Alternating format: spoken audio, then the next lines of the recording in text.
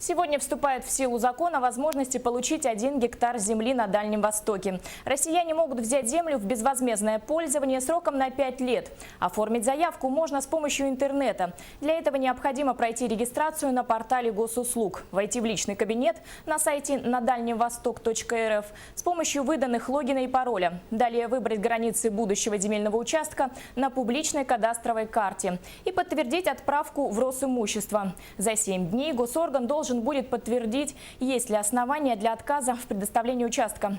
Если нет, выпустят распоряжение о его передаче в безвозмездное пользование.